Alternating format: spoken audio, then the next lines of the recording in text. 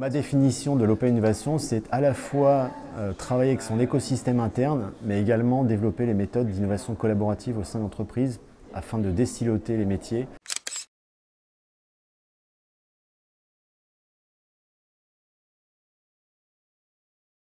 Le processus d'innovation peut être matérialisé, symbolisé par un entonnoir fermé à 4 étapes: l'idéation, la définition, le design et le développement.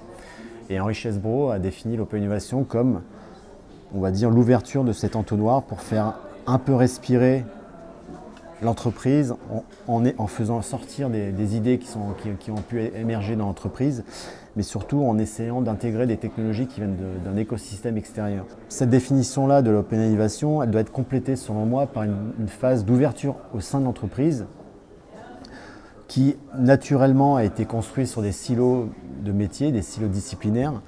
Et l'open innovation vient donc essayer de faire travailler en collaboration ces silos pour être plus efficace dans tout ce processus d'émergence d'innovation.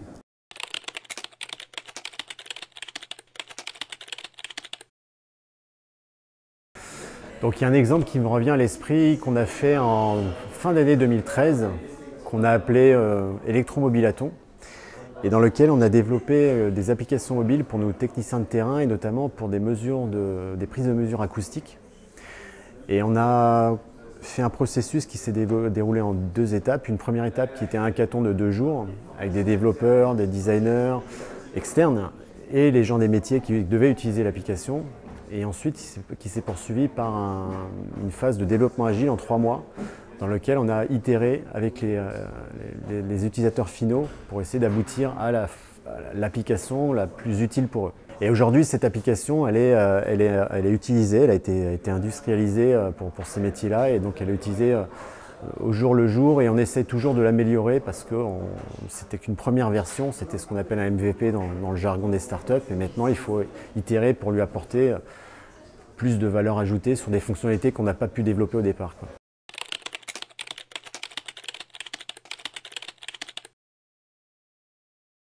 Donc les méthodes d'open innovation ont un avantage, je pense, sur l'amont du processus d'innovation.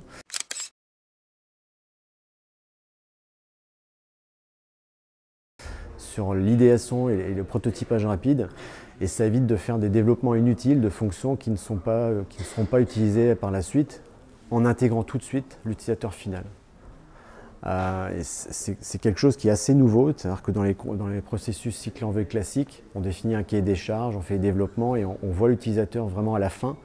Et parfois, on peut être malheureusement étonné par le non-usage de certaines fonctions qui ont été de toute manière développées et qui ont coûté de l'argent, quoi.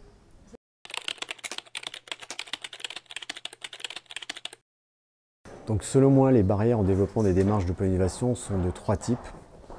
Un premier type qui est lié à la culture des entreprises, une culture du risque averse, on va dire, où toute action qui va faire sortir l'entreprise de ses actions habituelles est une prise de risque. Une deuxième dimension qu'on voit en termes de barrières au développement de l'open innovation, c'est l'aspect organisationnel. Très souvent, on a un syndrome qu'on appelle le NIH, le non inventé ici, qui vient un peu bloquer l'ouverture d'esprit ou l'ouverture de l'entreprise sur son écosystème. Et c'est un des points qu'il faut essayer d'améliorer en considérant que l'extérieur peut être aussi, comment dire, innovant ou aussi peut-être valorisé à l'intérieur de l'entreprise. Troisièmement, il est plutôt d'ordre du processus habituel des entreprises. Les entreprises sont basées sur un processus fragmenté en tâches élémentaires, suivant un cycle qu'on appelle cycle en V ou waterfall.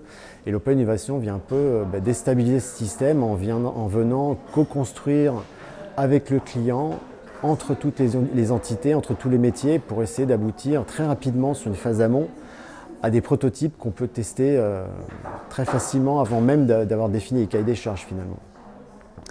Un des points qu'on doit également essayer de mettre en avant, c'est qu'on ne peut pas utiliser ces méthodes dans toute l'entreprise. L'entreprise, sur sa partie exploitation, on va dire, avec des circuits déjà bien validés, avec des process qui sont bien validés, je ne suis pas sûr que ce soit intéressant de faire de l'open innovation dans cette partie-là. En revanche, sur la partie exploration, innovation, on va dire, radicale ou de rupture, je pense que ces méthodes sont incontournables.